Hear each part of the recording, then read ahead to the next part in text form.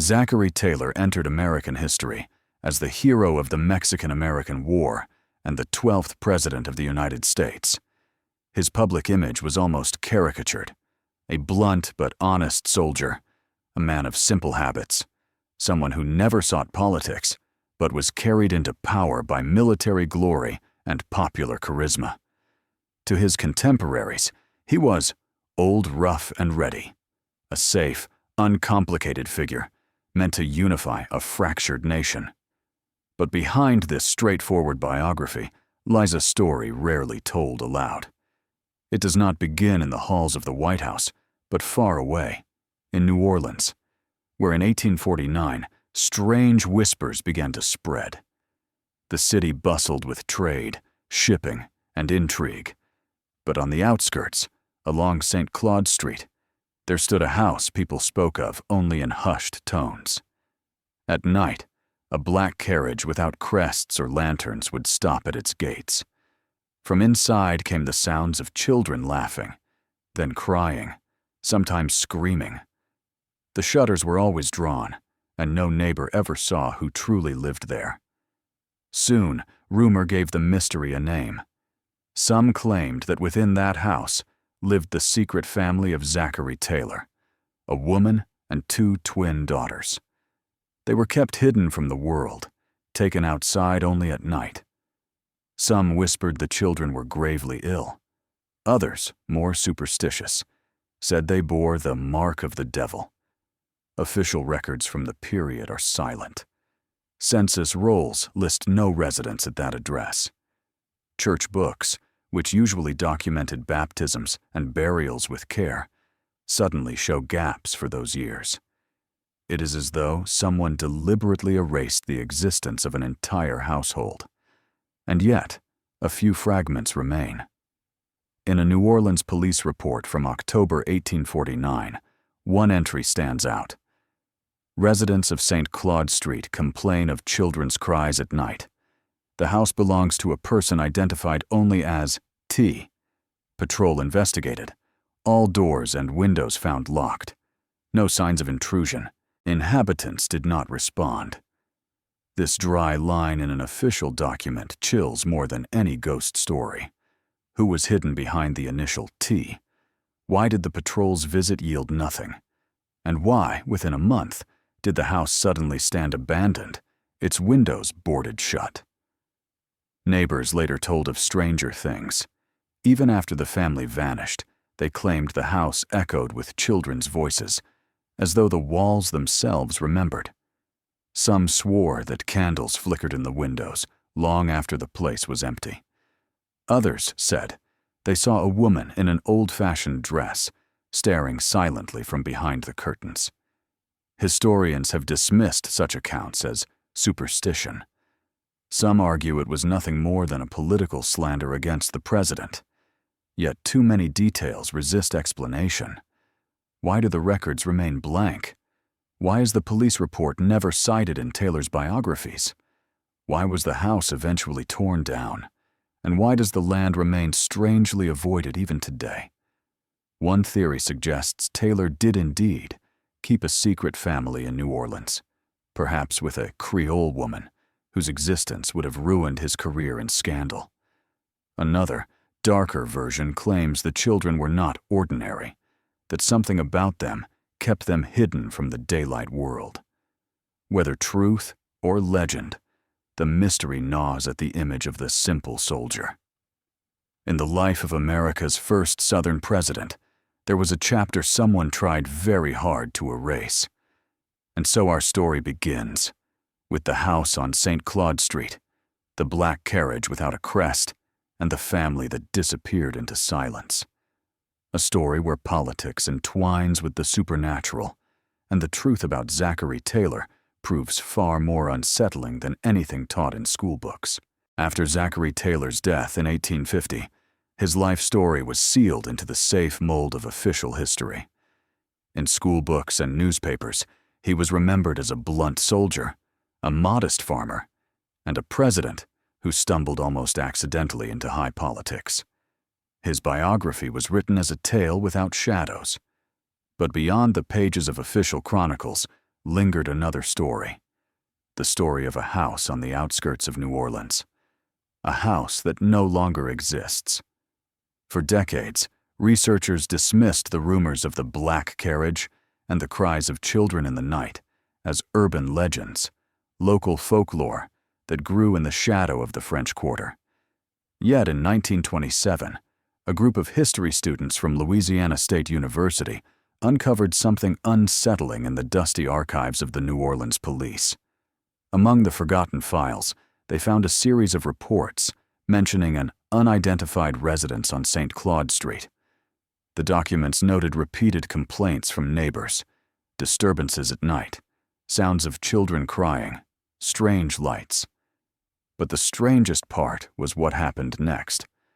Only a few months after the first reports, the building vanished. No record of demolition exists, no bill of sale, no deed transfer.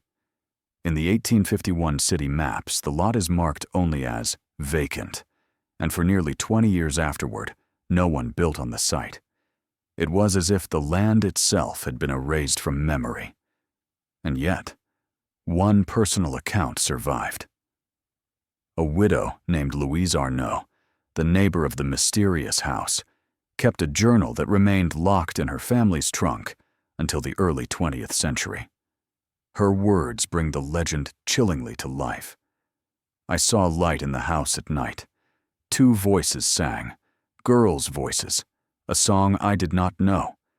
But when we knocked, no one answered. The doors would not open. In the morning, the house was silent and dark again, as though no one had ever been there. Louise died in 1862, and for decades her diary was forgotten.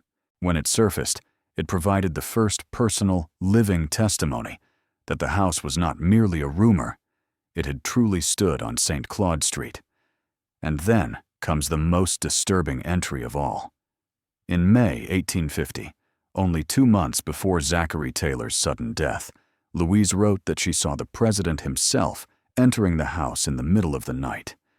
He carried in his arms what she described as a bundle, wrapped tight, the shape of a child. Hours later, neighbors reported hearing a baby's cries from inside. But when they tried to investigate, they found the house once again locked and silent. No other witness ever confirmed this sighting. But when compared with the police reports of the same month, the dates aligned exactly with the official records of cries and noises registered at that address. At this point, the line between legend and history begins to blur. The house existed. Strange things occurred within it, and evidence places Zachary Taylor himself at its door. But the story does not end there. In the mid-20th century, researchers uncovered another clue, a fragment of a priest's journal from a parish near New Orleans. In it, the priest wrote cryptically about 2 young twin girls brought at night for confession, their guardian refusing to show them in daylight. It was the first surviving description of the mysterious daughters said to belong to the president's secret family. Who were these girls? Why were they hidden from the world? And what became of them after the house on St. Claude Street disappeared without a trace? The official histories never mention them, but in the forgotten margins of New Orleans archives and in the whispers of its oldest families, their shadows remain. 2 voices singing in the night, erased from the records, but not from memory. In 1954, a New Orleans historian named Charles Wilmore stumbled upon a dusty journal tucked away in the archives of the local diocese. It had been nearly forgotten, its leather binding cracked with age, its pages yellowed and brittle. The journal belonged to a parish priest, Father Duval, who had served in the city during the late 1840s. Most of the entries were unremarkable. Notes on baptisms, deaths, marriages, and mundane parish expenses. But in the section covering the years 1849 to 1850, Wilmore found something that made his hands tremble as he turned the fragile pages. There were repeated mentions of 2 girls, always described as twins, who were brought secretly to confession at night. Father Duval wrote that he had never once seen them in daylight. They arrived only after sunset, escorted by a man in military uniform. The priest never recorded their names, nor their features in detail, but his cryptic words hinted at something profoundly unsettling. Two souls in one reflection. Two shadows speaking the same words. Their cries are not of this world. And then, a line that stopped Wilmore cold. The man said they were his children, but that they must never belong to the world. I dared not ask more. The entry was dated March 1850, just 4 months before the sudden death of President Zachary Taylor. As the journal continued, Father Duval's tone grew darker, more disturbed. He confessed that after the twins' visits, strange phenomena plagued the church. Candles would extinguish themselves 3 nights in a row. He heard laughter, high, childish laughter, echoing behind him while he prayed, only to find the pews empty. Then came the entry dated June 1850, one of the last before the priest abruptly ceased mentioning the twins at all. They returned. They told me their father would soon leave. They smiled, but their eyes were black as the night. To modern researchers, this passage was nothing short of shocking. Had the girls somehow predicted the president's death? Because only weeks later, on July 9, 1850, Zachary Taylor collapsed and died under circumstances that remain controversial to this day. The official story claimed he fell victim to spoiled cherries and iced milk on a sweltering summer afternoon. But when his body was exhumed more than a century later, tests revealed no conclusive traces of poison. His death remains an unsolved mystery. Natural illness, deliberate poisoning, or something stranger still. Could these enigmatic twins, hidden away in New Orleans, have been connected? Were they real daughters of the president, locked away for reasons too scandalous or too terrifying to reveal?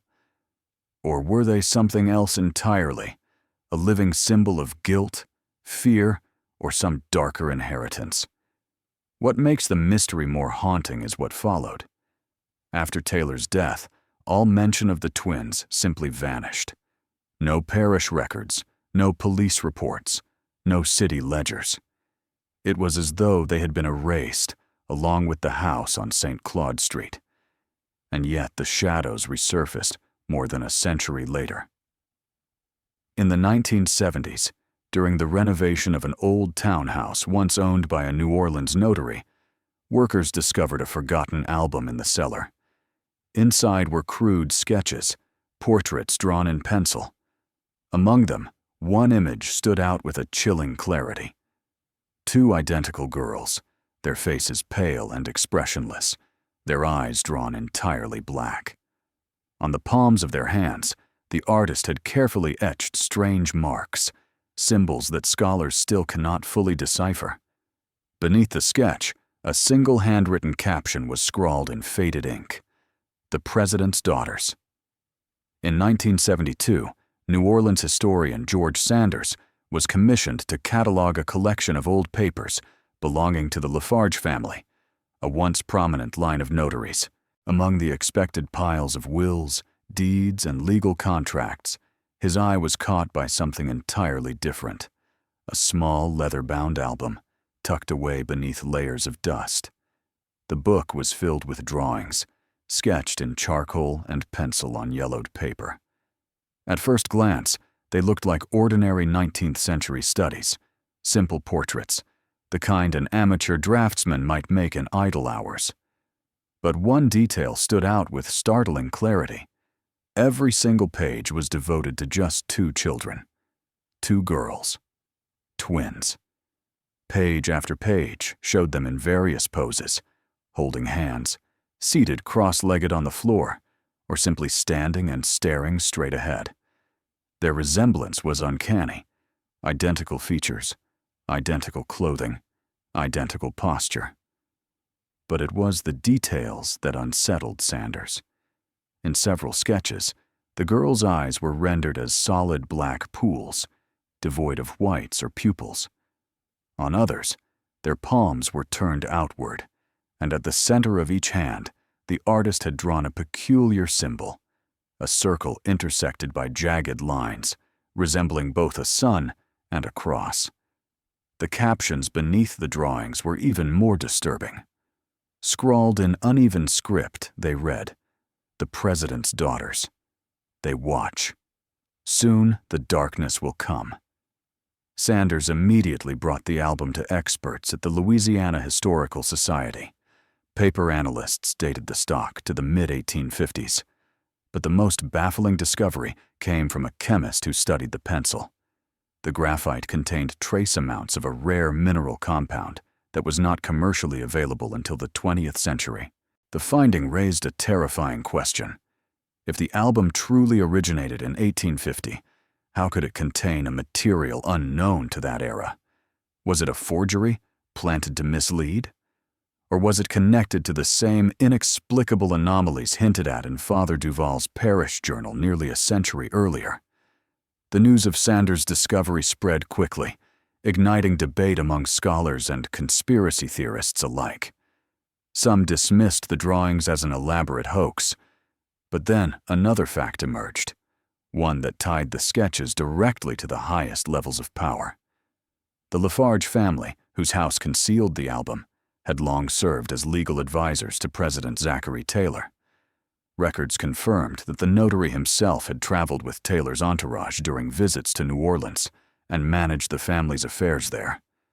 If the album had been created in the Lafarge home, then the girls it depicted were not inventions. They were real. But who was their mother?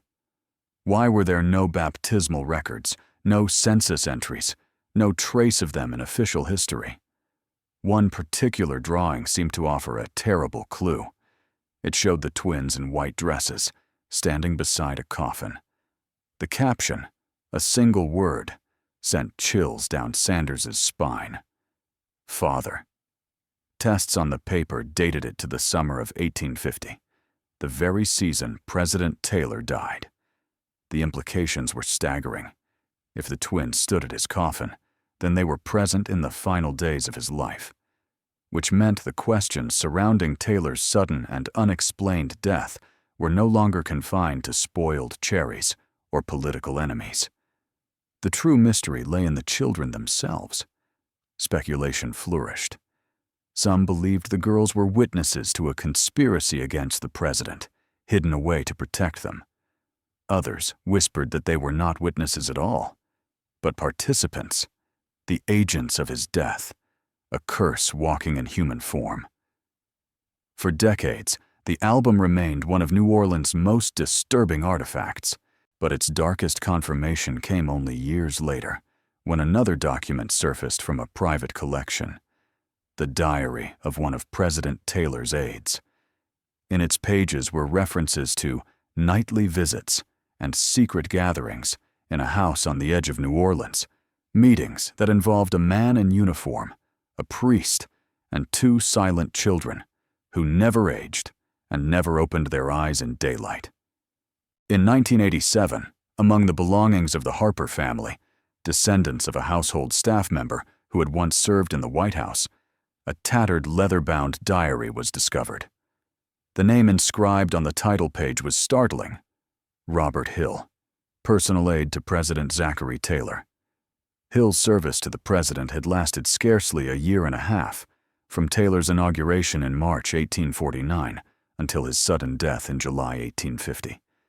At first, the diary seemed like little more than a bureaucrat's notebook.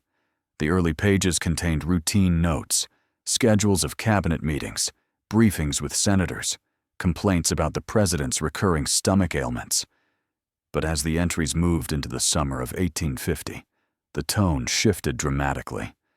The clear, businesslike script gave way to broken sentences, urgent scrawls, and fragments that bordered on delirium.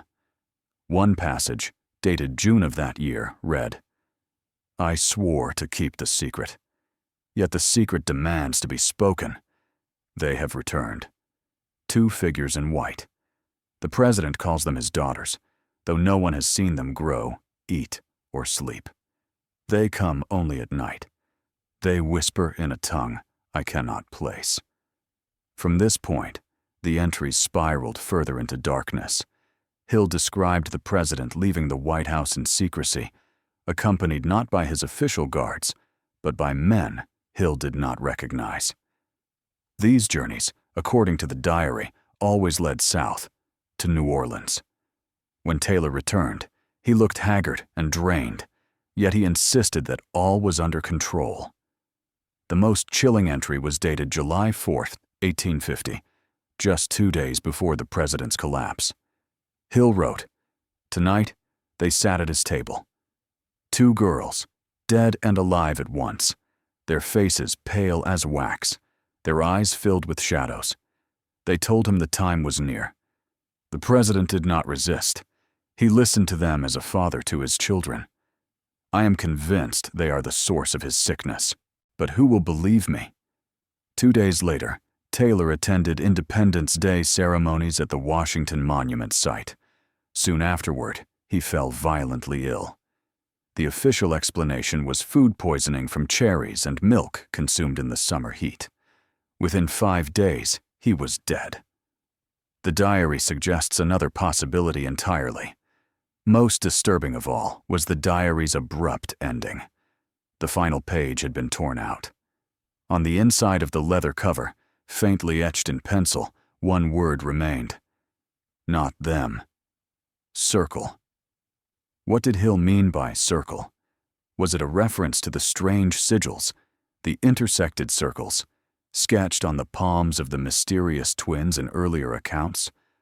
Or was it the name of a secret society, a hidden fraternity that extended into the highest echelons of government? Historians who first examined the diary dismissed it as forgery. Their reasoning was straightforward. The entries aligned too neatly with already circulating legends of Taylor's hidden family and the spectral twins whispered about in New Orleans lore. Too convenient, too theatrical. Yet scientific testing told a different story. Forensic analysis confirmed the paper was from the mid-19th century, consistent with other government journals of the era. Ink dating likewise matched 1840s formulations. Most damning to skeptics, handwriting experts verified the script against Hill's known letters preserved in the Library of Congress. The match was near perfect. If Robert Hill was not lying, then the final days of Zachary Taylor's life were spent in the company of 2 entities, described as daughters, though they bore the qualities of phantoms, whose presence was carefully hidden from official record. The single word, circle, became the focus of later inquiry. Independent researchers of Louisiana's occult history were quick to point out that the circle was a recurrent motif among clandestine mystical sects that flourished in the region during the early 19th century. These groups, descended from French esoteric traditions and mixed with Creole spiritual practices, believed in the power of mirrored souls, beings who appeared in pairs, joined by a symbol of unity, a black circle cut by intersecting lines. If so, then the twins who haunted Taylor's life were not random children hidden in a secret household. They were part of a larger design. Perhaps they were symbols, initiates, or even manifestations of something far older than the presidency itself. Hill's diary therefore pushes the mystery of Taylor's death beyond the realm of politics and into the shadow of ritual. His illness may not have come from spoiled fruit, but from a burden willingly accepted, a bond with forces his contemporaries would not even name. The implications are unsettling. Did the President of the United States participate in rites tied to hidden societies of New Orleans? Was his death an accident of nature, or the inevitable price of breaking with the circle? The Harper Diary does not provide the final answer, but its faded ink ensures that the official story of cherries, milk, and a stomach ailment can no longer be told without a shiver of doubt. When the diary of Robert Hill, aide to President Zachary Taylor, became public in 1987, most historians brushed it aside. Another sensation, another forgery, they said. But only months later, in the dusty archives of New Orleans City Library, a discovery shifted the conversation. A forgotten collection of colonial-era laws, written in French, listed various societies that had once been forbidden to gather in the city. Among the names was one that seemed to leap off the page: Cercle de la Lune, the Circle of the Moon. Officially, it was registered as a religious fraternity. In reality, whispers of its reputation painted a darker picture. Since the 18th century, sects like this had risen and fallen across Louisiana, carried by French émigrés and Creole mystics. Their belief centered on the children of light, beings born in human form, but never fully human. These children were said to appear in the families of the powerful, granting both influence and ruin in equal measure. Suddenly, the phrase Hill scrawled on the last page of his diary, "Not them, circle," took on new weight. Perhaps he hadn't meant to absolve the mysterious twin girls of responsibility. Perhaps he was pointing to the force behind them, not the children themselves, but the Circle of the Moon. Researchers digging deeper into the New Orleans archives uncovered something even more disturbing. A small article in a July 1850 edition of a local newspaper recorded, "A distinguished guest arrived in the city incognito and departed the same day." No name was mentioned, but the date matched perfectly with Taylor's last secret trip south. From church records of the same month, another clue emerged. A parish priest described a strange ritual. At the house on the edge of town, on the night of July 2nd, men in black cloaks gathered. They brought with them 2 girls, speaking in a mixture of French and Latin. I heard the name Taylor. They carried a symbol, a circle divided into 4 parts. I left quickly, afraid to stay. These reports were never published in official collections. They passed quietly from one private researcher to another, often dismissed as unreliable folklore. And yet, their details echoed with uncanny precision the imagery from Hill's diary. What truly happened that summer night? Independent historians attempted a reconstruction. Their theory: President Taylor himself had been drawn into a ritual of the Circle of the Moon. His connection to the twin girls was not incidental. They were the conduits.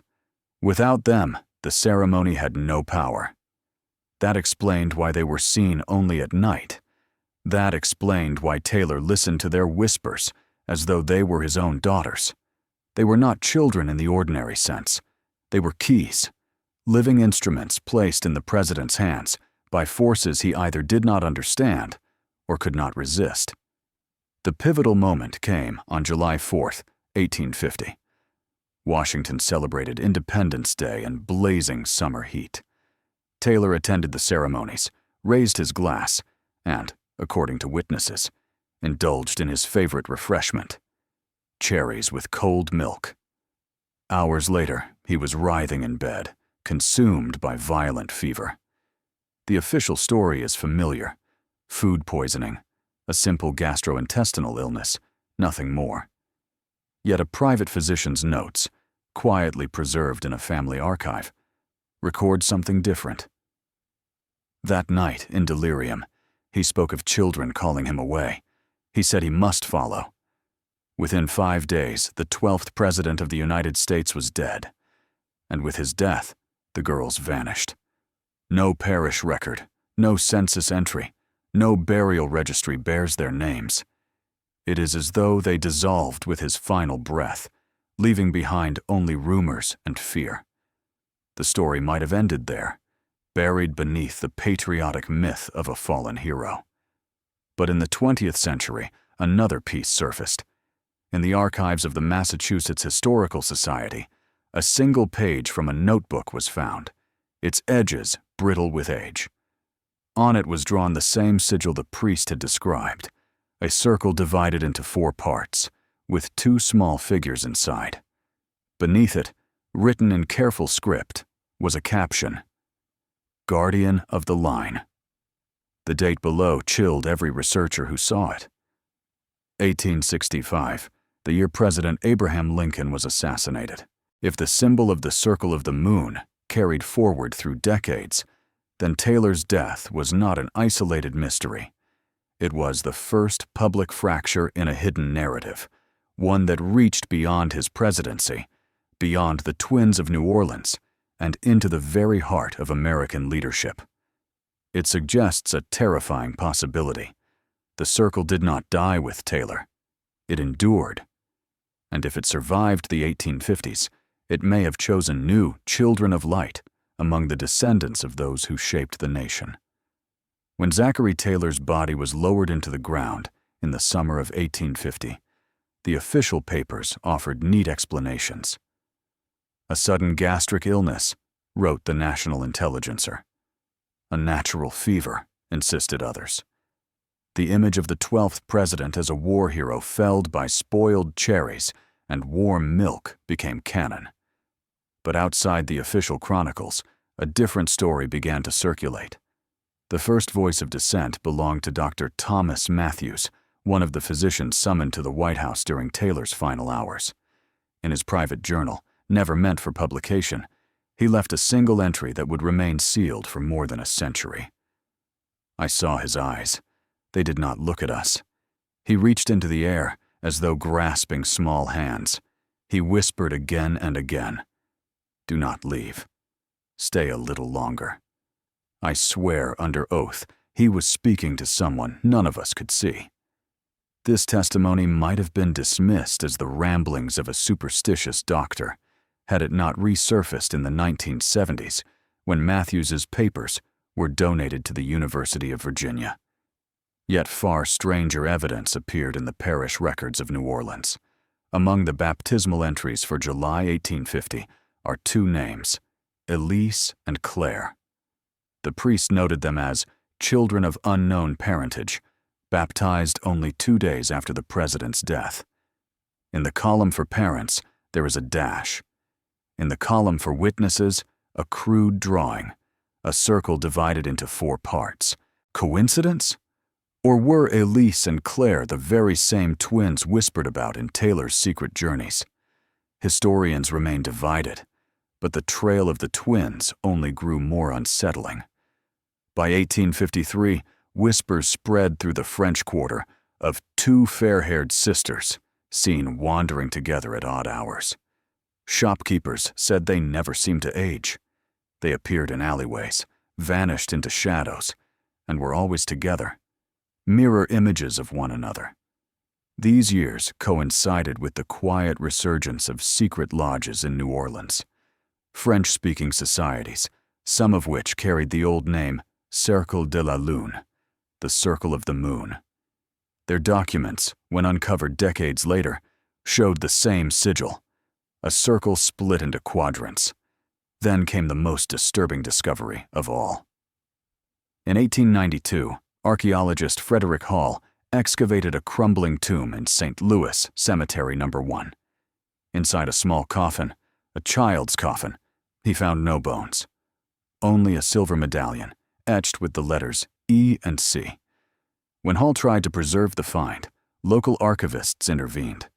The coffin was reburied, the medallion sealed away, and the official report omitted from records. The story nevertheless leaked to the press. By the turn of the century, newspapers in Louisiana carried lurid headlines: "The Curse of the President's Daughters." Some claimed the twins were angels of death who had come to claim Taylor's soul.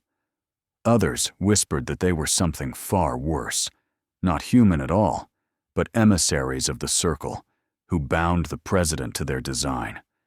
Not all dismissed the possibility. In 1901, Harvard historian Oliver Crawford wrote to a colleague in one of his more controversial letters, "I am convinced the girls lived. They were never buried. They were given over to the circle to continue their experiment. The question is not whether they died. The question is, where are they now?" By then, the twins had become woven into the fabric of New Orleans folklore, but what troubled researchers most was the pattern of their reappearance. Their shadows fell across the nation's corridors of power. Some witnesses swore they saw two identical girls among the mourning crowds at Abraham Lincoln's funeral procession in 1865. Others claimed the twins appeared, blurred in the background of photographs taken in New York during the 1870s. Always together, always unchanged. Coincidence? Or had the Children of Light survived, as the circle's myths suggested, moving silently through history, tethered to presidents and the hidden machinery of power? The implications were terrifying. If Elise and Claire were real, and if they never aged, never died, then Zachary Taylor's death was not the end of their story. It was only the beginning of a thread that stretched from the swamps of Louisiana to the heart of American politics. And if they stood at Lincoln's funeral, as some swore, then perhaps the hand that claimed Taylor in 1850 was the same hand that reached for Lincoln 15 years later. By the mid-19th century, America was entering a storm of change. Civil war was tearing the nation apart. North against South. Old powers collapsing, new leaders rising. In times like these, myths grow in the shadows, whispered where fear and uncertainty reign. And it was during these years that the rumors of the mysterious twins from New Orleans resurfaced, this time in an even darker context. In the archives of the Louisiana District Court, records survive from a case dated 1862. They concern a cotton merchant named Antoine Lambert, whose testimony remains one of the strangest documents of the war era. Two young women stayed in my house. They spoke softly, but they knew too much. They spoke of a murder yet to come. They named dates no one could know. Their eyes were the same, not similar, not sisters, but exact reflections of one another. I drove them out. But before leaving, they told me, "We will return when the Great One falls." The records never specify who the Great One was, but when researchers compared the dates, the implication was hard to ignore. They were speaking of Abraham Lincoln. Evidence did not stop there. Photographs from the war years show strange anomalies. In one image taken in Washington in 1864, two figures appear in the background. Young women, dressed alike, their hairstyles perfectly mirrored. At first dismissed as coincidence, the photo was re-examined in the 20th century. Several experts agreed. The faces were too identical. Not sisters. Not doubles. Copies. Then came April 1865. Lincoln's assassination at Ford's Theater was the shock that shattered the nation. In the flood of rumors that followed, one detail appeared again and again: the presence of two silent women. Newspapers of the North reported whispered accounts of two sisters seen near the theater just hours before John Wilkes Booth fired his shot. A witness, George Rowland, gave a statement that survives in the pages of a Philadelphia journal. "I saw them, two women, veiled, standing motionless by the entrance, and then they were gone. I do not know who they were, but people said this was not their first appearance." Historians have long debated these sightings. Were they the hallucinations of a traumatized public, or echoes of an older legend that simply attached itself to a new tragedy? Yet the coincidences are impossible to ignore. Each new mention pulls on the same thread, a thread that begins not with Lincoln, but with Zachary Taylor, 15 years earlier. And the context deepens. These very years saw a surge of secret societies in America. Masonic lodges multiplied. The mysterious Order of the Golden Circle spread its influence across the South. And in New Orleans, French-speaking circles and occult brotherhoods revived their meetings in secrecy. Their records, scraps of parchment, coded minutes, fragments of ritual, again and again bore the same sigil. A circle divided into 4 parts, the same symbol that had marked the baptismal registry of Elise and Claire. So were the twins flesh and blood, or shadows reflections, myths turned into weapons of fear. By 1877, the rumors reached even the heart of government. In the private diary of Senator Thomas Weston, an entry chills the blood. They are still here. I saw them in the corridors of Congress. They have not changed, as though time does not touch them. I fear they are waiting for someone else. The meaning of that final line is unclear. Someone else. Another great one? Another leader whose fall they had already foreseen? What began as whispers of a hidden family in New Orleans had by now transformed into something more terrifying. A presence that seemed to move silently through the highest corridors of American power, appearing before moments of upheaval, watching and waiting. By the end of the 19th century, America had transformed beyond recognition. Steam engines, railroads, telegraphs. The nation marched boldly into the future, yet with progress came unease. Newspapers began to whisper of strange coincidences, unexplained vanishings, and figures that seemed to appear and disappear without reason. In 1891, Chicago became the stage for one of the most enduring of these mysteries. During a charity reception held to celebrate the upcoming World's Fair, guests reported the sudden presence of two women dressed in identical gowns. No one had seen them arrive. No one remembered their names on the guest list, but many swore to their presence. Mrs. Evelyn Hayward, a prominent socialite, later recalled, "They stood by the tall windows, whispering softly to one another. Their faces were as alike as a reflection in a mirror. When I stepped closer, they were gone. No one saw them leave. Yet after their disappearance, the room turned cold. A strange unease settled over us all. A photograph from that evening survives. At first glance, it is nothing more than the usual portrait of well-dressed Chicago society. But on the far edge of the frame, two indistinct figures can be seen. Enlarged, their faces become unmistakable. The same twins rumored to have been seen in Washington 20 years before, unchanged by time. 2 years later, in 1893, the city hosted the legendary World's Columbian Exposition, a celebration of progress, science, and human achievement. Yet amid the bright lights of the White City, rumors multiplied once more. The Chicago Tribune printed a curious report of two mysterious sisters who had been sighted on the fairgrounds several nights in a row. Witnesses described them with eerie consistency. Tall, fair-haired, their eyes vacant, like glass. They did not enter through gates, nor did anyone recall seeing them in daylight. Instead, they emerged suddenly from crowds and vanished just as quickly. And wherever they walked, something always seemed to follow. Lamps flickered out, mechanisms failed, visitors fainted. Progress itself seemed to falter in their shadow. Around the same time, Professor James Crowley of the University of Illinois recorded a chilling observation in his diary. If these are the same beings once whispered of in New Orleans, then they are outside the flow of time. They appear only at turning points in history.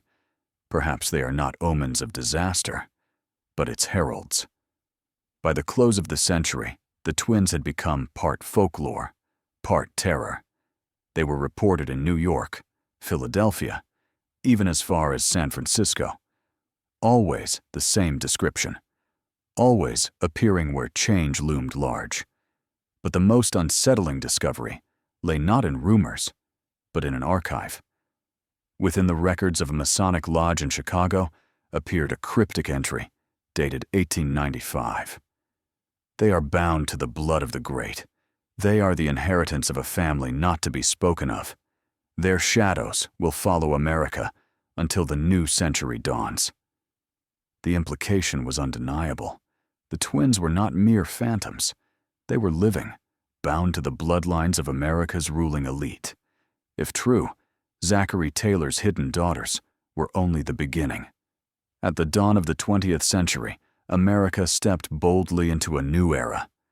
Skyscrapers climbed above the horizon. Edison's inventions reshaped daily life, and the first automobiles slowly pushed horses from the streets. Yet in the shadows of this progress, a far older story refused to fade. In archives, in whispered rumors, in the fading memories of those who dared to look too closely, one name continued to surface: the Taylor twins. In 1901, the nation was shaken by the assassination of President William McKinley. Among the chaos of Buffalo's Pan American Exposition, some witnesses described seeing two identical women in the crowd just before the fatal shots were fired. The Buffalo Courier printed a short but chilling report. Two women in identical gowns stood near the pavilion. After the shooting, they vanished as if into thin air. Coincidence? Or a pattern repeating itself? That same year, a Harvard historian named Richard Alden drafted an unpublished manuscript.